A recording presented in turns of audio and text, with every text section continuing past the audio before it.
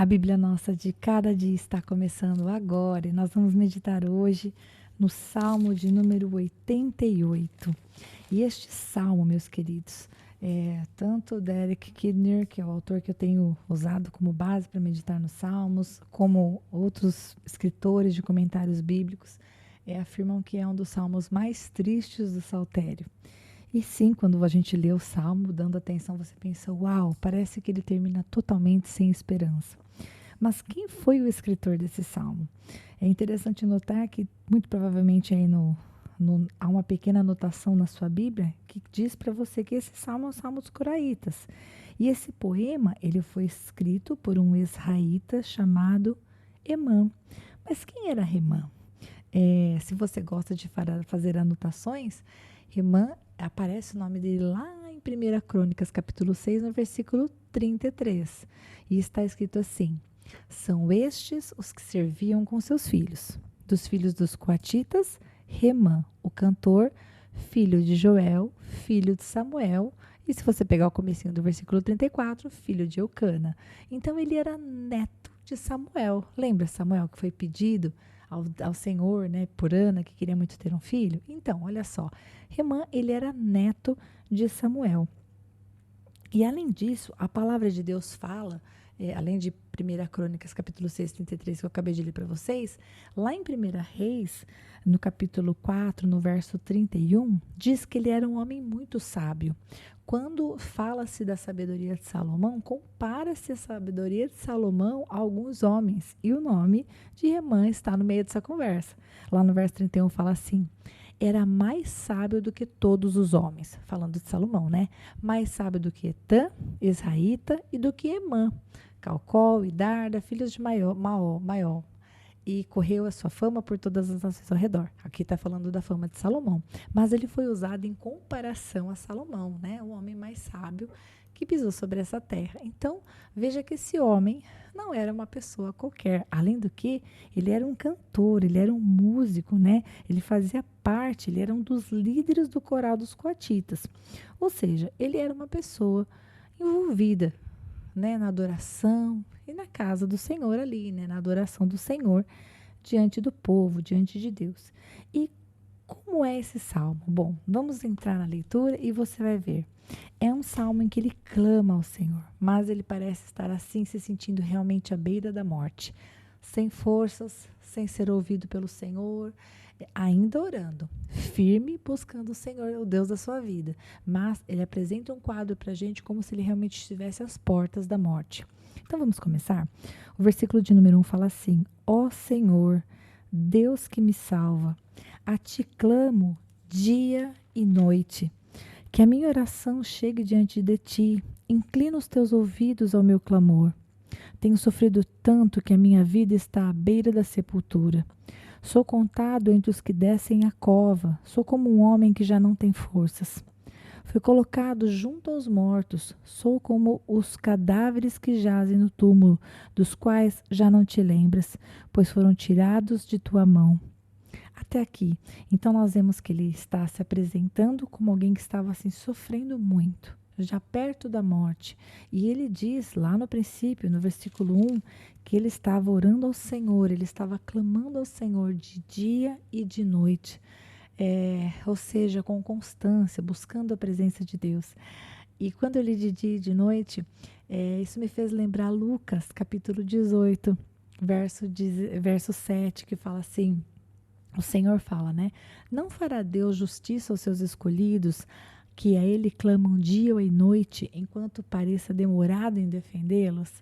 E aqui nesse versículo, né, o Senhor Jesus até diz para nós: embora pareça demorado em defendê-los, o Senhor faz justiça aos seus escolhidos que clamam-lhe de noite. Então também, né, em relação ao salmista, com certeza, embora parecesse, né, que o Senhor não estava socorrendo ele, embora parecesse que Deus o havia abandonado, né, que ele estaria ali sozinho no momento da sua morte, do seu abandono, Deus com certeza estava com ele e não ia deixá-lo nessa condição. E o versículo 6 fala assim: puseste-me na cova mais profunda, na escuridão das profundezas. Tua ira pesa sobre mim. Com todas as tuas ondas me afligiste. Afastaste de mim os meus melhores amigos e me tornaste repugnante para eles. Estou como um preso que não pode fugir. Minhas vistas já estão fracas de tristeza. A ti, Senhor, clamo a cada dia. A ti ergo as minhas mãos. Acaso mostras as tuas maravilhas aos mortos? Acaso os mortos se levantam e te louvam? Uma pausa aqui.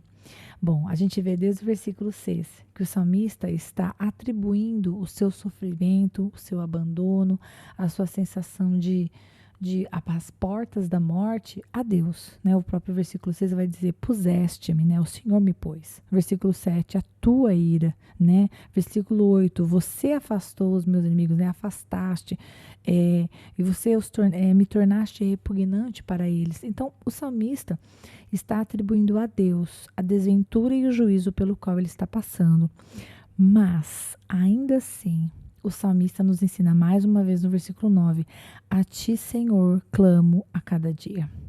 A ti ergo as minhas mãos. E aí no versículo 10, ele argumenta com o Senhor, ele fala, Deus, acaso mostras as tuas maravilhas aos mortos, né?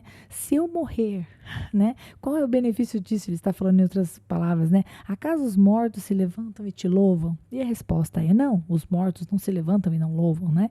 Então, ele está aqui argumentando com Deus, dizendo, Deus, me livre da morte, porque se eu morrer, né? Como eu vou te louvar, né? Claro, nós sabemos que há uma vida após a morte, nós sabemos que há a presença de Deus para aqueles que querem a presença de Deus, para aqueles que creem no Senhor, para aqueles que entregaram a sua vida ao Senhor. Mas aqui o salmista está querendo dizer, eu estou valendo mais vivo do que morto, né? Eu quero viver. Versículo 11, será que o teu amor é anunciado no túmulo e a tua fidelidade no abismo da morte? Ele está continuando a argumentação, né? Verso 12. Acaso são conhecidas as tuas maravilhas na região das trevas e os teus feitos de justiça na terra do esquecimento? A resposta para todas essas perguntas é não. Obviamente, ele está argumentando e pedindo ao Senhor que o salve. Versículo 13. Mas eu, Senhor, a ti clamo por socorro. Já de manhã a minha oração chega à tua presença. Por que, Senhor, me rejeitas e escondes de mim o teu rosto? Desde moço tenho sofrido e ando perto da morte. Os teus terrores levaram meu desespero. Sobre mim se abateu a tua ira. Os pavores que me causas me destruíram. Cercam-me o dia todo como uma inundação. Envolve-me por completo. Tiraste de mim os meus amigos e os meus companheiros. As trevas são a minha única companhia. E observe que no versículo 18 e no versículo 8 ele vai falar a mesma coisa. No versículo 8 ele vai dizer que o Senhor afastou dele os amigos e que aqui o Senhor os tirou, né? Os amigos e os companheiros. E assim termina o Salmo, né? Sem nenhuma adoração final, como geralmente nós costumamos ver, né? Alguma coisa do tipo, eu te louvarei, né? E eu continuarei. O que ele diz, né? Que demonstra um pouco de esperança, o que ele apresenta, né? O versículo 13 é, mas eu, Senhor, a ti clamo por socorro. Já de manhã a minha oração chega à tua presença. Então, o que nós vemos aqui é um salmo que espelha muito sofrimento, muita tristeza. Alguém que parece estar nesse sofrimento não é de agora, é uma situação que não tem mudado. Mas esse salmo definitivamente ensina para nós algo que se aplica e que precisa realmente estar vivo no nosso coração. Essa disposição do salmista em continuar orando e trazendo a sua oração de dia, de noite e a cada dia e logo pela manhã. O salmista não deixou de orar, apesar da situação de tristeza, apesar da falta de mudança, da situação de dificuldade que ele está passando, da luta, apesar da impressão que ele tem de que o Senhor o abandonou e que o Senhor o está punindo, e que há sobre ele um jugo pesado demais, e que o Senhor tem posto sobre eles essas cargas, ainda assim, o salmista nos mostra, através das palavras dele, que ele sabe quem é o Senhor da vida dele. E que as lutas e tristezas não mudam, essa situação, né? Deus é o Senhor. Ele é digno do meu louvor e da minha adoração. E a Ele eu vou dirigir a minha petição, porque somente Ele pode mudar a minha realidade. Então, que esse salmo possa fortalecer você e que assim como o salmista, você saiba que o Senhor, como a gente leu em Lucas, né?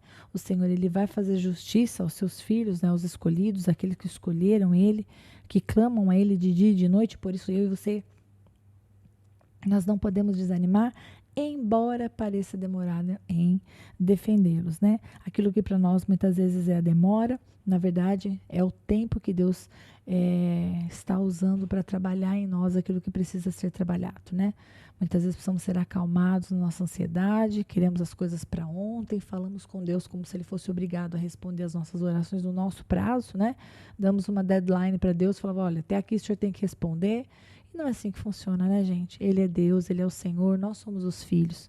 Então, que Deus, em nome de Jesus, fortaleça o seu ânimo. E caso você esteja como salmista, vivendo uma situação de luta, que já se estende por um tempo, e você estava desanimado, resolveu parar de orar, resolveu parar de sonhar, resolveu parar de desejar coisas, eu te convido, a partir desse salmo, a realmente voltar à oração, né?